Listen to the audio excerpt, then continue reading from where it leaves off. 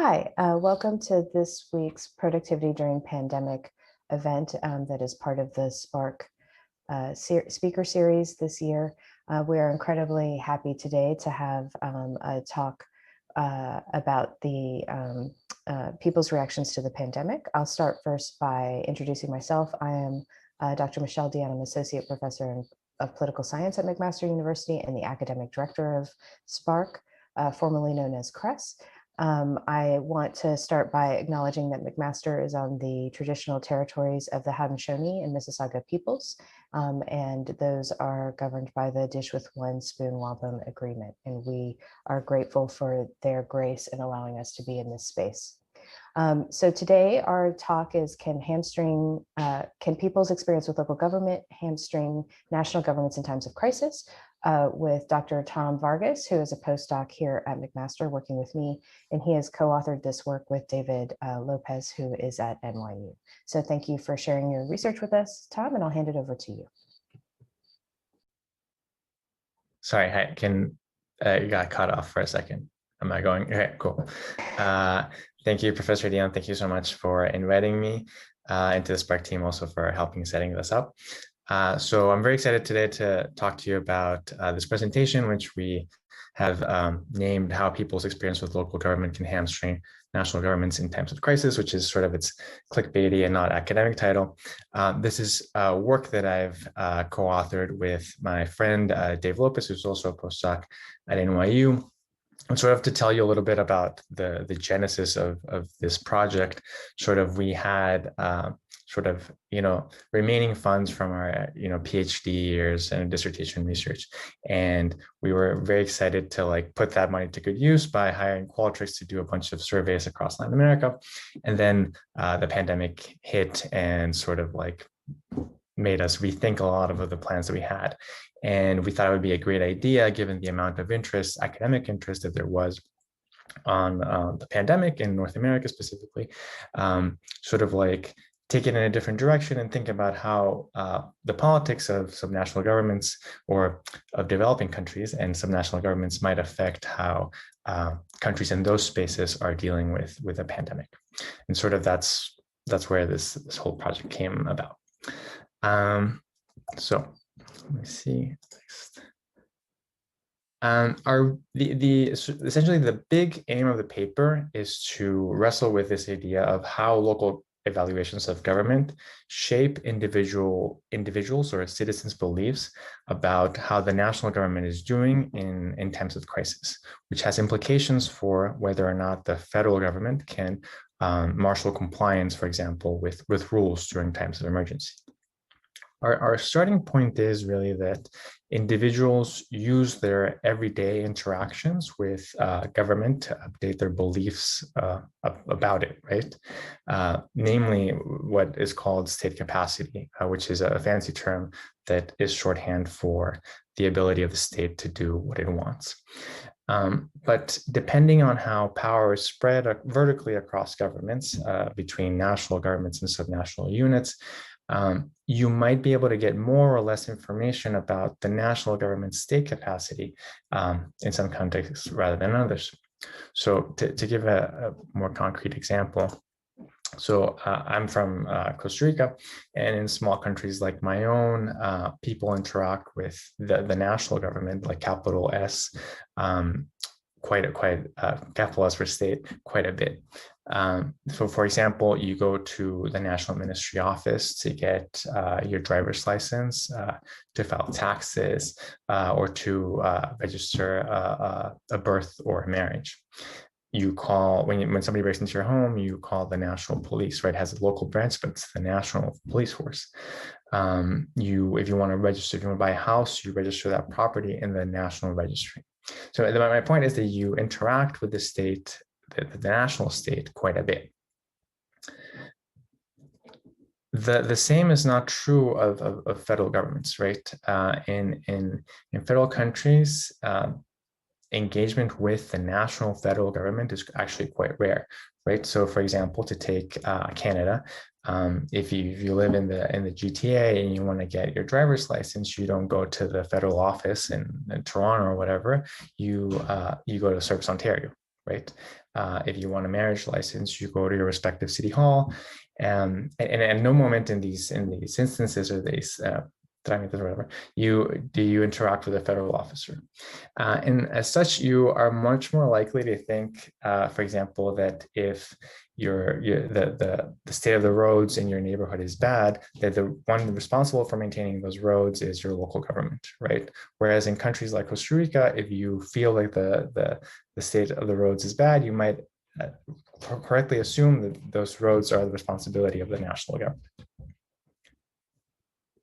Now, this distinction between sort of the way that people perceive the government in federal and unitary countries is important, because we think that in federal countries, people are using their experiences, their everyday experiences with local government as a heuristic to understand their to process their evaluations of how they think the federal government is acting.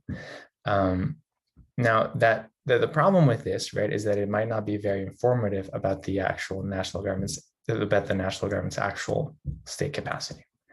And this has important implications for policy, we think, especially in times of crisis, right? Because if we evaluate the federal government as being bad, given the sorry state of the roads in my neighborhood, that might actually obscure the fact that the national government has actually high levels of state capacity. And this distinction, I know, is kind of like, it might not be very obvious in countries like in Canada, because state capacity is fairly even across levels of government. But in the developing world, it is often the case that there's a gap, an ability and capacity gap that is important, and that's sort of the thing that we're trying to leverage. And moreover, it's important in times of a pandemic because of things that Albert said, right? The national government needs to marshal resources marshal resources and compliance from citizens that might have, biased views about the national government's capacity. Specifically, so in Latin America, as I mentioned, there's often a large gap between the capacity of the federal government and subnational units, and moreover, there's differences across political and geographic space in terms of subnational units' ability to do what they want. And so, for example, consider a large federal country like Mexico, right?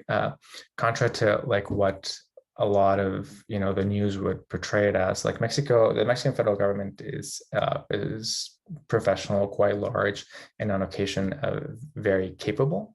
The federal bureaucracy is staffed by many highly qualified people. And to give an example of a space in which the federal government is quite capable, its impact evaluation agency, Coneval, is like, is known worldwide as a highly effective organization in what it does. Now, something that probably does align with, like popular perceptions of Mexico is that across Mexico, subnational units of government, states, which administer health, police, education services, right, even though a little bit with some federal government support, vary quite a bit in terms of their capacity. And so this map is a map by, I do not know where I put the reference, but Lajous. And the idea is that it maps like on a scale from like 0 to 60 or something like that, the ability of the subnational state capacity of each state, right? And so we can see that, for example, northern states of Mexico seem to have some much more lower levels of state capacity than some ones over here. In our theoretical framework, therefore, when we think that when Mexicans are evaluating sort of appeals by the national government, the national federal government, to comply with rules, Mexicans are drawing from their experience with subnational units, right? But there is a gap here they might not internalize, and that is potentially a problem for the federal government. Specifically, like, what if the government needs citizens to take extraordinary measures, but they view the state as weak, ineffectual, and corrupt, this because of direct experiences with weak, ineffectual, and corrupt subnational units and governments. And sort of like this mixing of federal government mandates or recommendations and low like corruption at the local level is sort of like mixed in in the popular press. And so this is a political cartoon that like sort of mixes pandemic prevention measures with claims of corruption at the local level. And these sorts of things happen a lot, and were like I think are popular. They sort of like speak to popular conceptions of people's inability to distinguish between levels of government and responsibility, which is also sort of like a it's a well-established point that people have. For example, it's called the attribution of responsibility. People have a difficulty in assigning responsibility over certain tasks to levels of government, different levels of government across federal countries. And so what we're saying really isn't quite new, right? It draws on sort of established literature, but what we think is distinct is that we're like paying attention to the ability of governments, of national governments, to sort of overcome these challenges when they are very much in the driver's seat, right? And I like term like pandemics or crises. Mexico is sort of like an interesting case in the general, because aside from being a federal country, it has completely botched the COVID pandemic, right? Here I provide sort of data on deaths per million. And as you can see, the trajectory of Mexico really essentially mirrors the United States, which, according to Canadian press, is possibly the worst, the worst possible case in the world. And interestingly, it also like does much more poorly than a lot of Latin American countries, right? So Brazil, which is sort of like also billed as a very bad case, is doing better than Mexico in terms of deaths. Moreover, in like other countries, many other countries with reliable data on deaths show that they're doing much better than Mexico. For example, to put in perspective the amount of deaths that Mexico is having, it's roughly 4 times as many as Canada.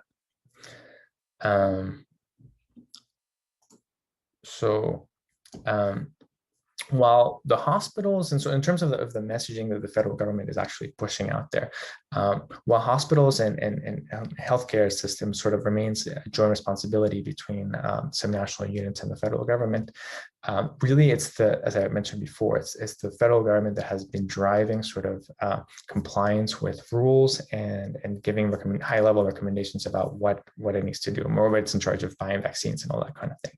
And so sort of these are some pictures that, there's a lot of really funny like ads that they're in Spanish and I don't want to share them, but really funny ads that the federal government has put out that, sort of compel people to comply with sort of these sort of rules. Interesting, this is sort of an aside, their emphasis seems to be a lot on like this social distancing and hand washing.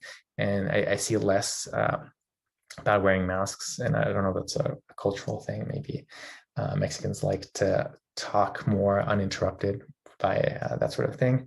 But my point is that the context is therefore a national government that is really, out there. It's like messaging people, but Mexicans continue to interact with the local government. And so sort of it's like an interesting space in which to navigate this at the time that also the COVID pandemic is raging. So in terms of, to remind your research question is, how does the local government perception, how does local government, shape my beliefs about the national government in times of, COVID? So what we did is, our research design is we sampled and administered a certain online survey to 770 individuals from 2 neighboring states in Mexico, Tlaxcala and Puebla. And the general idea of the survey is 2. First, we sort of like measure perceptions of local state capacity through quote unquote objective measures of subnational state capacity. And then, because we think that that's sort of like sticky and difficult to change. And then we introduce exogenous variation to these perceptions through an information framing vignette. And then we look at outcomes of the 2 outcomes in particular, which we'll get to later. And then we model this using just a linear model with state varying intercepts and Bayesian analysis. The dependent variables are, we have many more, but I'm going to talk about two, which are essentially the same. The first one is we ask people about their satisfaction with the federal government response to COVID. And the second one is we ask them whether, to what extent they agree with one of the health measures that the federal government really was pushing, which in this case was hand washing. We used hand washing. We also asked people, if you're interested, I can talk about this later. We also asked people about compliance with, so their perceived compliance of their neighbors and physical distancing, and their own evaluations of how their employer has dealt with recommendations from the federal government. So, yeah, so those are the dependent variables. And then, so to sort of build our independent variables, we first were trying to capture subnational state capacity. And to do so, we ask essentially two questions. The trick here is that you want to ask questions that measure, so sort of like things that really capture the ability of the subnational state to do things without priming people about health or healthcare. And so two of these questions that we put on the survey include, first, how, assume that there's a burglary in your house and you want to call the police. How long would it take for the police to get to your house? One of the things that was really interesting in piloting this question was that we had put tranches of time and be 0 to 30 minutes, 30 minutes to 1 hour, 1 hour to 2 hours, and things like that. And one of the responses was, what if they are never going to show up, right? And so we had to add another category of they might never show up. And then the second question we got at was, what about the state of local roads, right? So that's the first one sort of is interesting because it measures sort of the physical capacity of the state to enforce, use force. And the second one, it has to do with the capacity of the state to build and maintain roads, right? And so we get these two questions. We ask them prior to any experimental questions in a set of questions that just ask about sort of their local conditions. We use them, we can buy them through a PCA to sort of build an indicator of quote unquote objective state capacity, subnational state capacity, which varies essentially from a 1 to an 8, where higher values indicate more higher objective perception of state capacity. So yes, then we sort of embed an information and framing experiment to sort of generate exogenous variation across the people's perception of subnational state capacity. Essentially what we did, we scoured through newspapers and we found stories that had to do with the ability of the state to do something that we thought was, that exhibited or showed high levels of state capacity. Again, the sort of our constraint was that we're looking for things that do not prime health, right? But prime the ability of the state, the subnational state, to do things that it wants to do. And so in particular, we found a lot of stories like this because, I guess, Mexico at the subnational level deals with a lot of corruption. And so sort of some of the things that states really are fond of advertising is the idea that they are cleaning the bureaucracy of corrupt or inept officials. And so we found these two stories, which were, they're relatively comparable. And they say, listen, the state has implemented sort of these tests, and they call them confidence evaluations, and they have done this sort of to clean the bureaucracy of corrupt or inefficient or employees. What's nice about it is that sort of it speaks to another thing that is in the literature of subnational state or state capacity, very much of the role of the state, which is maintaining a bureaucracy. And so, and again, it doesn't speak to healthcare at all. And so what we do is we give everybody that takes the survey this information. So everybody reads this little vignette. The difference comes when we add sort of framing. Sort of we give people the story, and then we end cap it with sort of an evaluation of the story by, and sorry, I forgot to mention because I want it to be clear. This previous information, these are both true. We have not made anything up. These exist and people can go look them up. And then what we do is we add sort of like framing treatments. We randomly vary whether respondents get a positive framing or a negative framing.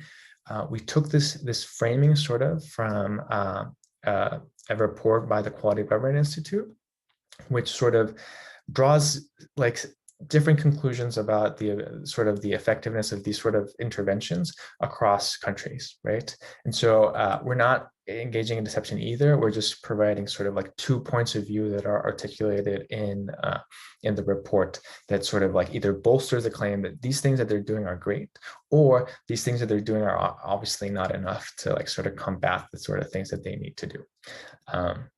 So that's sort of that's sort of like the experimental setup. So just to be clear, so we have 2 samples, right? Our sample 77 is 770 is split evenly among Puebla and Tlaxcala, and then for each one of them, we give them a positive and a negative framing. Everybody gets the information, half gets the positive, half gets the negative, and then we sort of combine the sample. Sort of why did we, do these 2 states where they're neighboring? And so that sort of controls for a lot of things that you might be interested in. Also, one of them is considered to be a relatively low state capacity like state, and the other one is supposed to be a relatively high state, subnational state capacity state. And sort of like we're also, adjusting for those sort of differences across our entire sample. And then what else did I want to say about it? And yeah, so the other, like somebody once asked a question about like, why didn't we just do this at the national level, right? Why don't we get like a nationally representative sample of Mexico and sort of run that same experiment? That's also possible. Except that what we did was tailor the information and framing experiments to particular stories and sort of like try to keep them as homogeneous as possible. If we did if we had to randomly sample from across Mexico, we'd have to do, Michelle knows this better than I do. I don't know how many states there are in Mexico, like 32 or something. However many states, for each state, we'd have to get a particular story that is comparable, and that is probably more difficult. Cool. So that is sort of the research design.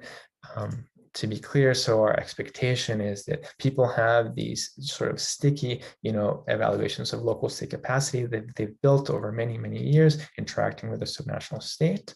We then give them this sort of information that sort of like is going to push them. We'd expect them to push them a little, but probably not a lot in terms of their like subjective perceptions of local subnational state capacity. And this is going to, in our theoretical expectation, is going to modify people's perception of the federal government, right? And this is sort of a hard test again, because this is in a context where the federal government is really in the driver's seat. It is really, it's a time of emergency, and sort of they're getting a lot of messaging about the national state and its capacity.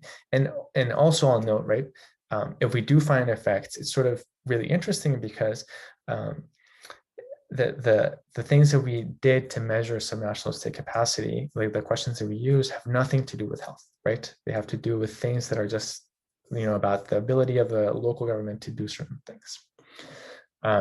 Cool. So these are, so we adjust, so we adjust for a series of covariates, including gender, age, education, whether the people have children, whether they receive benefits directly from the federal government, whether they are a government worker, whether they have family members that are teachers, whether they're politically active, meaning whether they engage in protests or they voted, who they voted for in last election, which is important. We also adjust for partisanship, income, whether they're in a city or rural area, and across all the variables that I'm showing you right now, there's balance across treatment groups. There's imbalance in some of the ones that I didn't show you. That's not to be shady, it's just that's what happens, right? And I didn't want to put too many on the table. So yeah. And in terms of standard data quality issues, because people inevitably ask questions about this, we piloted with 10% of the sample to make sure that things were going well. We conducted 2 attention checks, one right before the experiment. We also checked for speeders. We sort of standardized the amount of time that it would take for that we thought was acceptable for respondents to take the survey. The survey itself took like 15 minutes on average, but 2 standard deviations away from the mean was about 22 minutes. So I think we cut it off. If it was taking you more than 25 minutes, we would drop you. We also added a placebo outcome to check for unintended effects.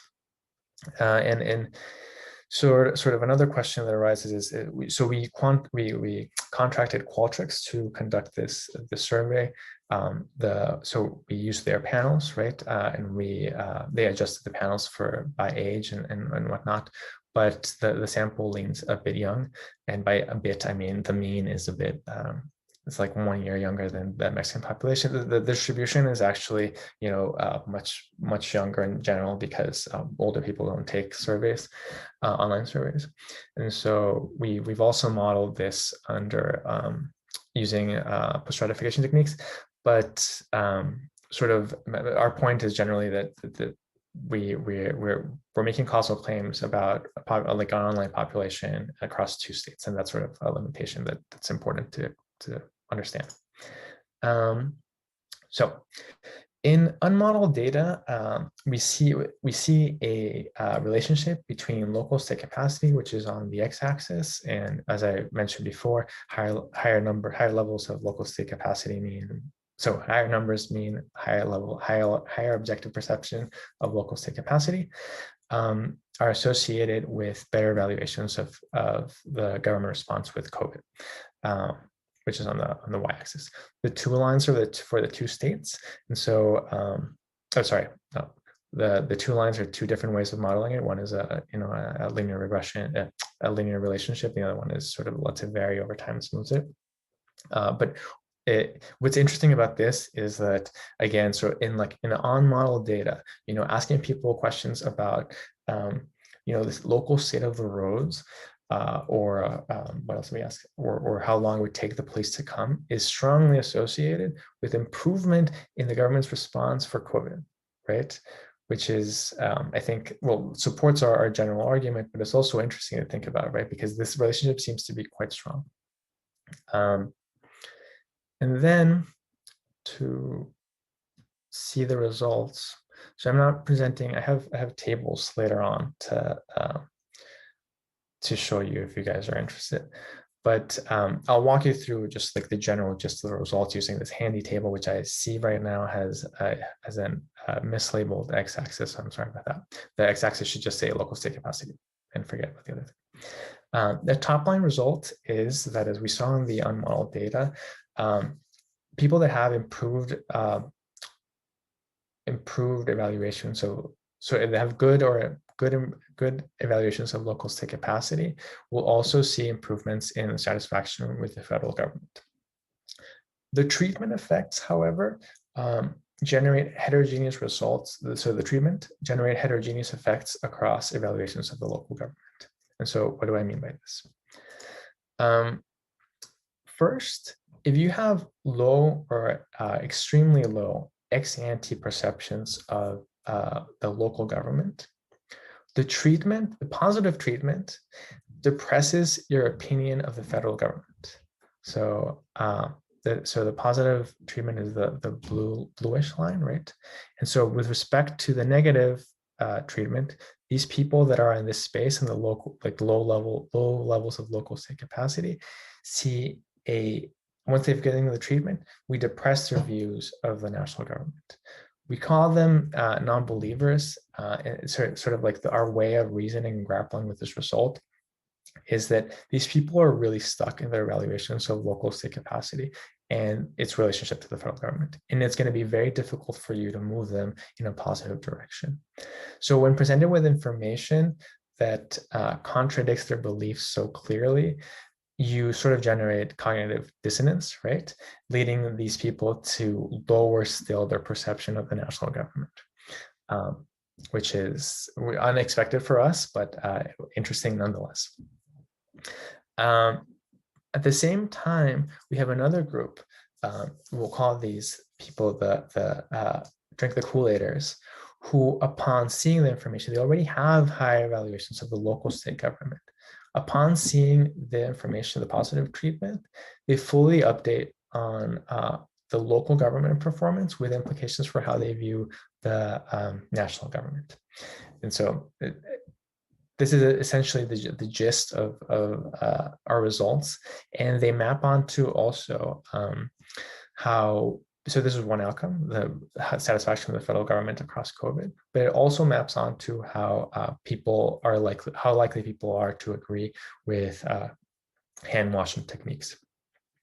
At the same time, as I said, we have a placebo check. The placebo check has to do with how people perceive their neighbors' compliance with COVID. Sort of the gist of that test is that because we're asking people about their neighbors, that shouldn't relate at all with local state capacity. That just has to do with their neighbors and not the local government or the federal government.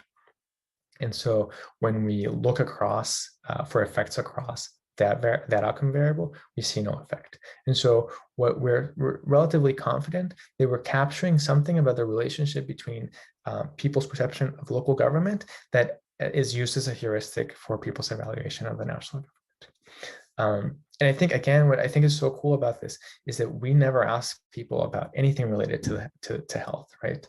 People are just making this connection by themselves. Cool.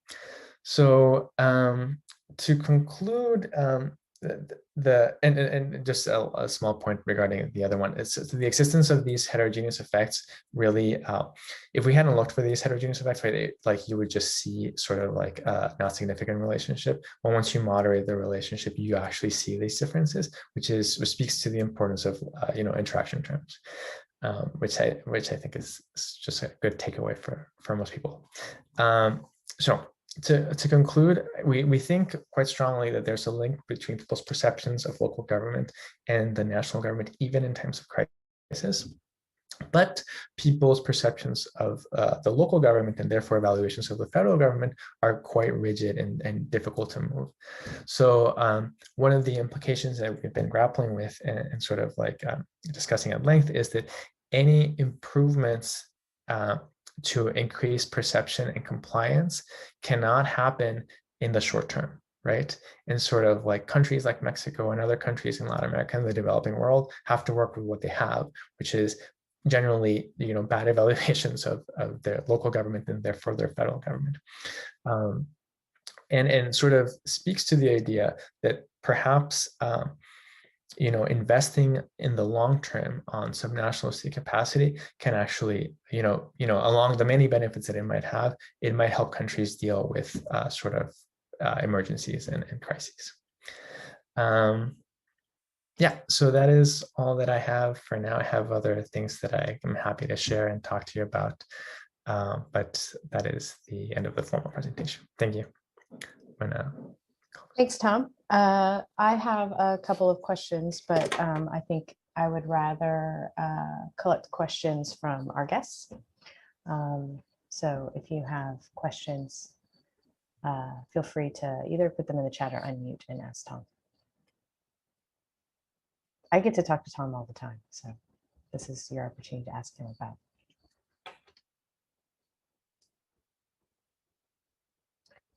Well, I'll get us started with one then, which is maybe not something that you've looked at closely, but something that kind of your presentation reminded me of.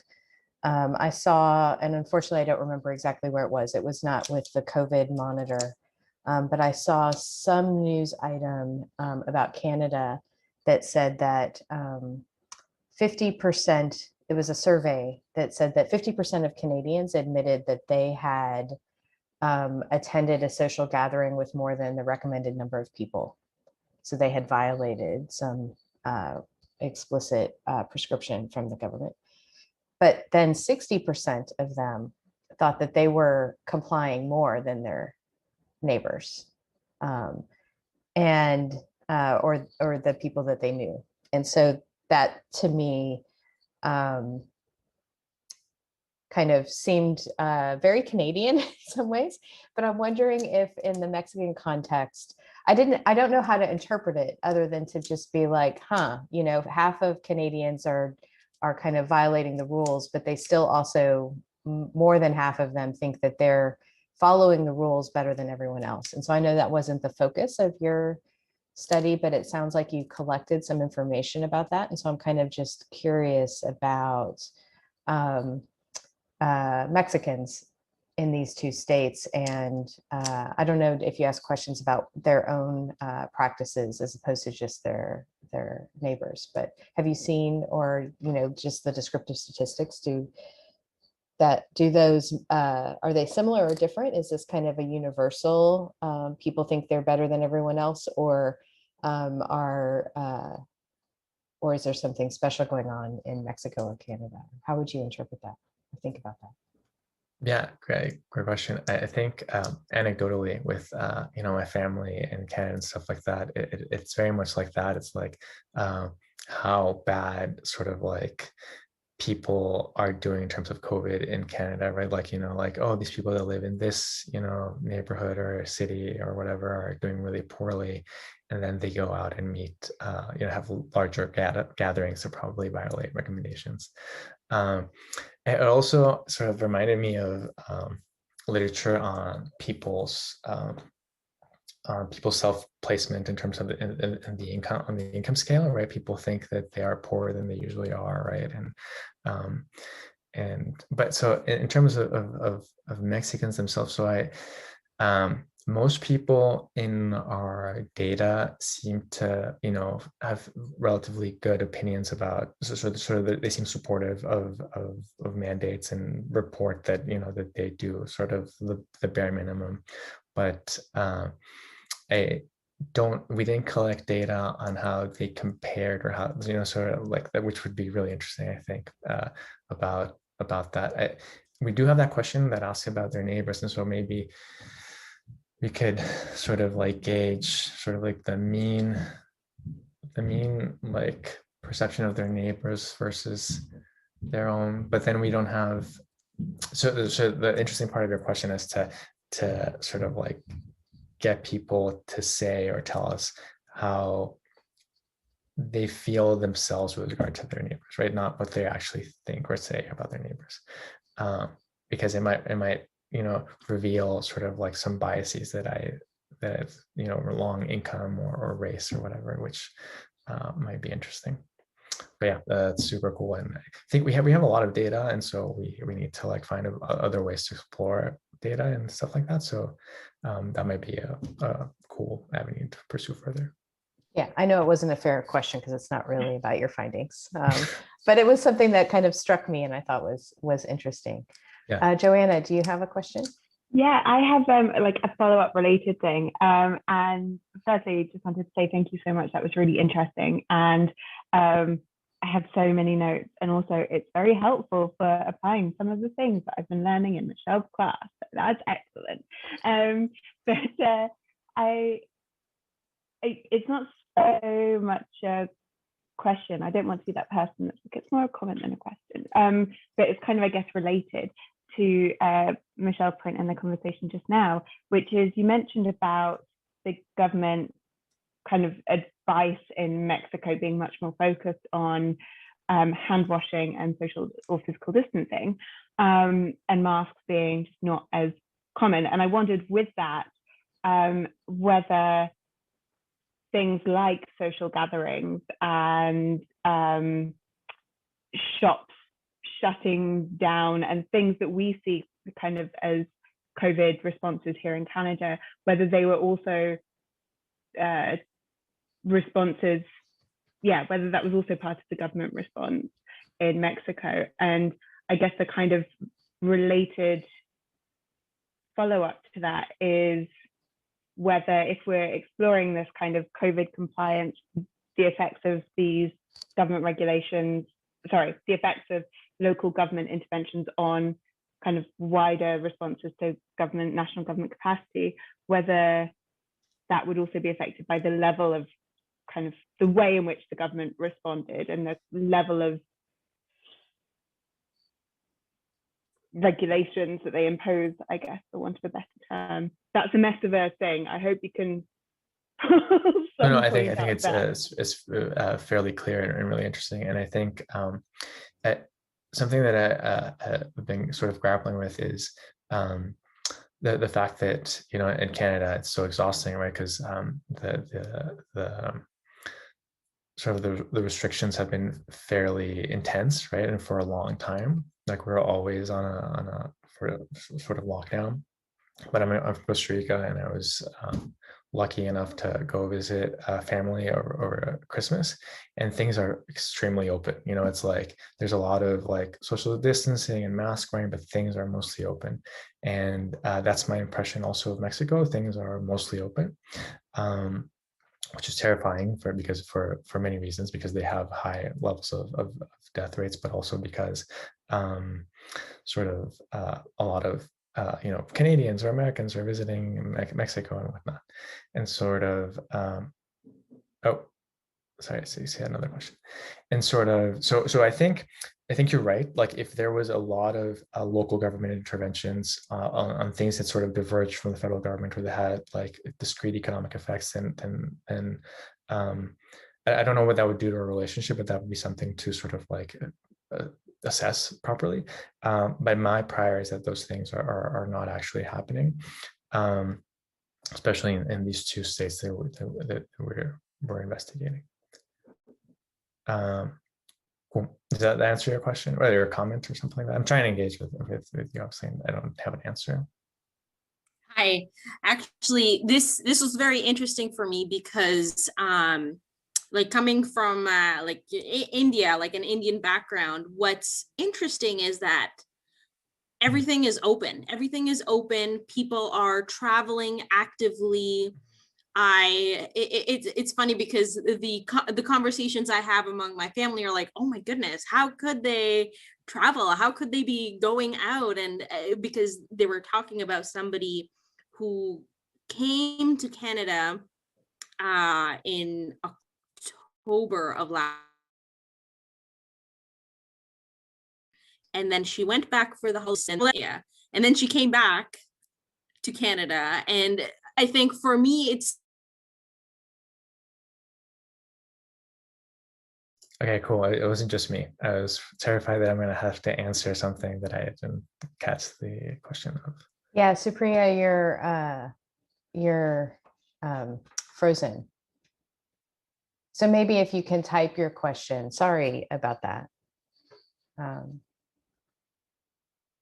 But so I think that's very interesting, right? Sort of like thinking about what like sort of restrictions mean in terms of like, right, Mexico, because it's highly dependent on sort of tourism, right? It can't, or it would face, we would assume, like high pressures to like keep things relatively open. But sort of that wouldn't explain why, even though Mexico City is you know, like massive and huge, and like, you know, for tourism is also amazing, it's probably not where most like North Americans are going, and it's still relatively open. There's also like as in everywhere else, right? Aside from like the economics of politics, there's also just politics, right? And sort of like the government has an interest in keeping things open so that people feel like they're not you know, like under constant lockdown like we are. Sorry, so I see you're back. Sorry, my internet or something cut out. I don't know what happened exactly, but basically that's what I was saying. It, and that she was traveling. She traveled to India. She went back, and then she traveled everywhere in India, and then she came back to Canada in December. And I want to say maybe like weeks later, the announcement was announced with like the $2,000 mandatory hotel stay. And I don't know like what kind of whether this has to do with like a collectivist society, or kind of what the what's at play here. So I thought your presentation was very interesting with that regard. So that's why I asked, oh, tell me about the Mexican travel industry, and maybe that's possibly playing a big part of it. I mean, for sure, that sort of politics is, I think, happening everywhere. I'm actually quite surprised that I guess, or presumably the the Canadian travel industry, like namely the you know, like Air Canada and WestJet and all of those people don't have enough, you know, political currency right now to sort of like weaken those sort of restrictions, because they obviously are you know, terrible for them and for business. But perhaps relatively, the tourism industry, seems right, is much more powerful in countries like Mexico or the Caribbean countries or whatever. And I mean, just as an editorial, I think lots of these sort of restrictions that Canada is implementing is sort of our health theater, right? Like I don't know that like going to a hotel room for 3 days after you're here, right, because you were abroad for whatever reason, is going to substantially like cut COVID when most of the infections are not coming from abroad, right?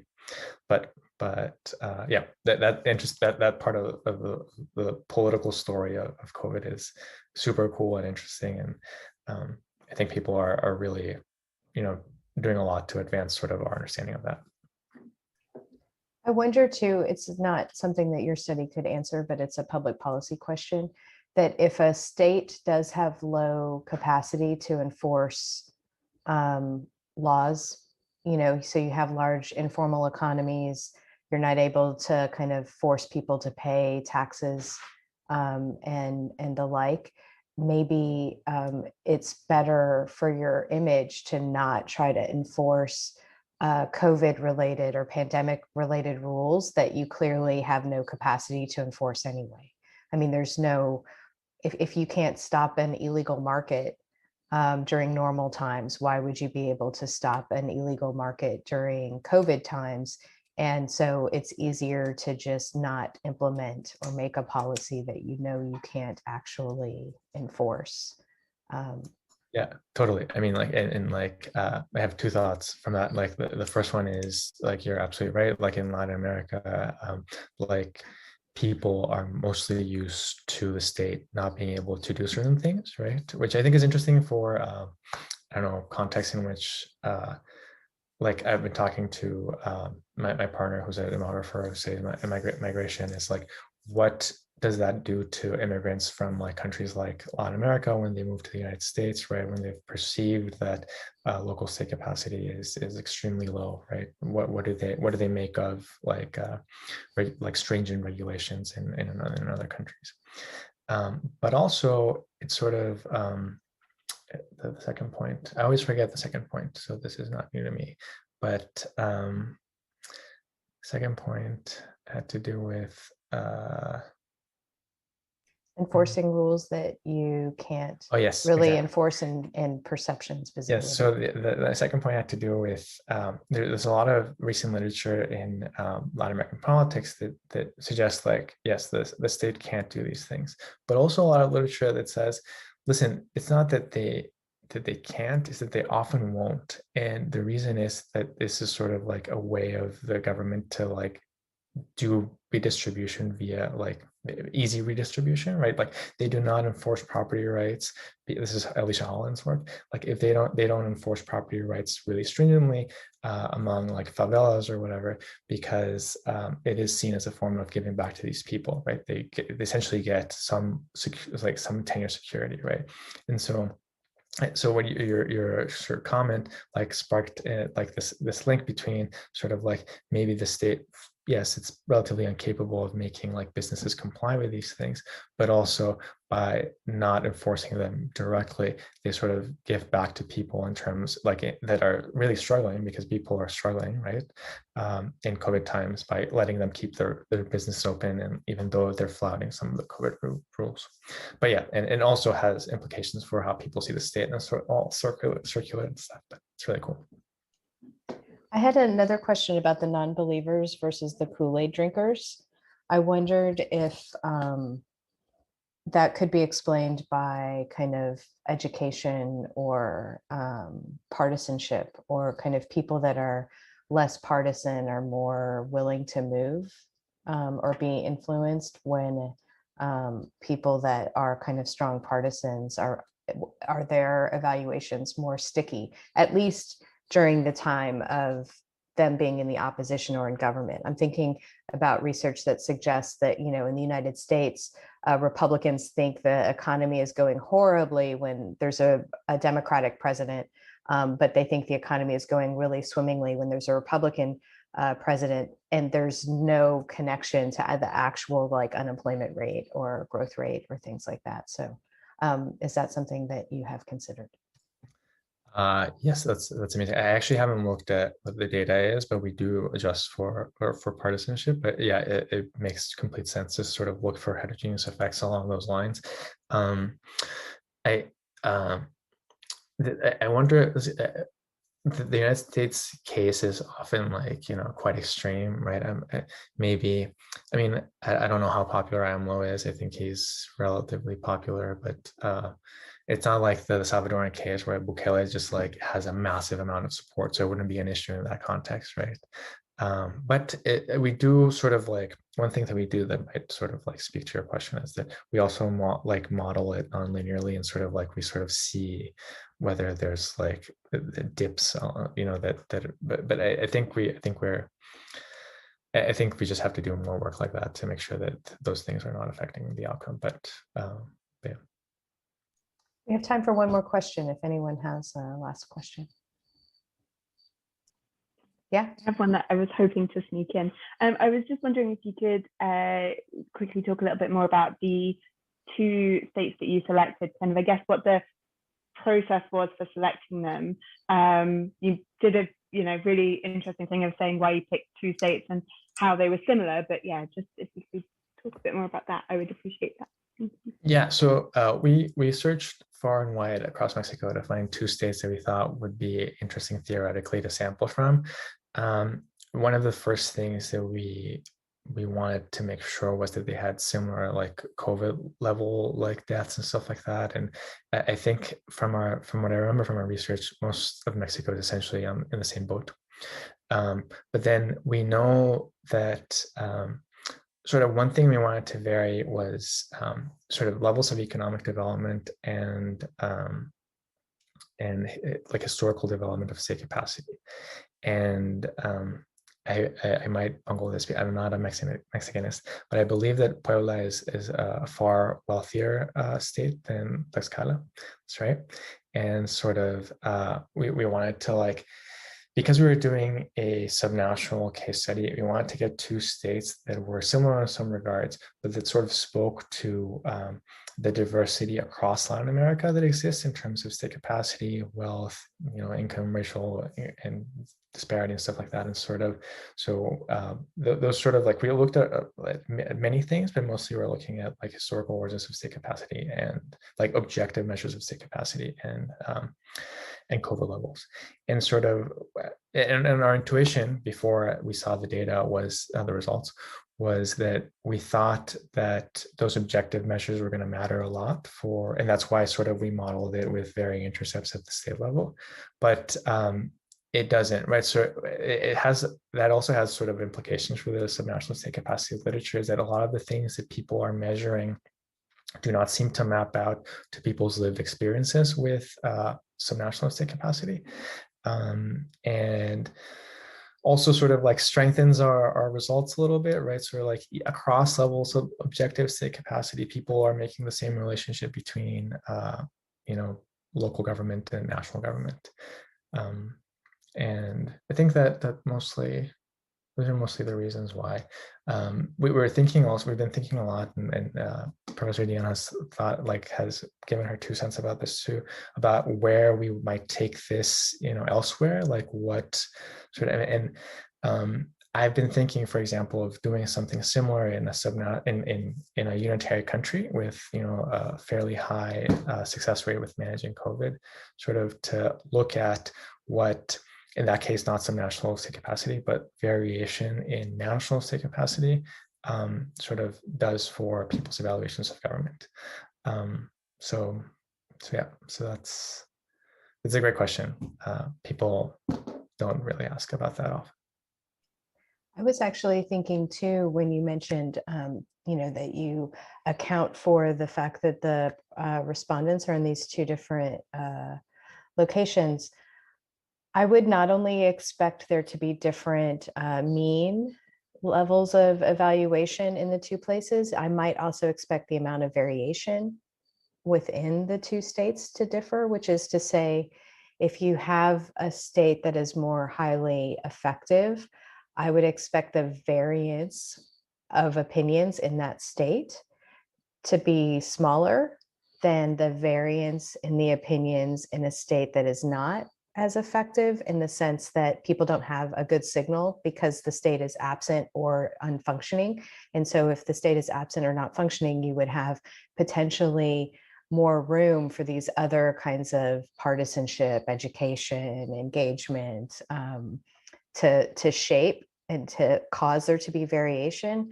Whereas if you have a state that is, kind of objectively much more effective, that's hopefully, or I would hypothesize that it would have a stronger signal. And so those variances would be smaller. So I don't know if you've looked at that, but because usually people only look at the levels, but I would also kind of, as a way of thinking about how well the model fits, and another way of getting at the extent to which these differences across the two states affect your results, would be to also look at the amount of variation in the residuals across those two states. Yeah, no, you're totally right. I guess I totally subscribe to like the, what do you call it, the primacy of the means, and not like the discipline-wide sort of like ignorance for variance, when we really should be paying attention to things like that. And you're totally right. One way of looking at that is just to plot the data, right, and see what it looks like across two different lines, which was what I thought I had done in that graph, but and I have done somewhere. But yeah, it totally rings true, and I would expect that as well. If the objective measure actually captures anything, which I think it might, but I have no strong priors regarding that as well. Mm-hmm. Well, thank you very much. That's time. I appreciate y'all joining us for the talk, and I think that next week we will be hosting a workshop on data visualization design principles with Juan Velasco, who is the founder of an infographic firm out of Washington, D.C., but has also been the lead editor for data visualization at the New York Times and National Geographic, and has won tons of awards. So that will be next Friday at our normally scheduled time. So there's information on the Spark website if you're interested in signing up for that. I think there is a waiting list, but we will be releasing everyone to attend at the last minute. So go ahead and sign up, and don't be discouraged if you're on the waiting list. There will likely be room for you as the event date approaches. So have a great weekend, and I'll see you all next time.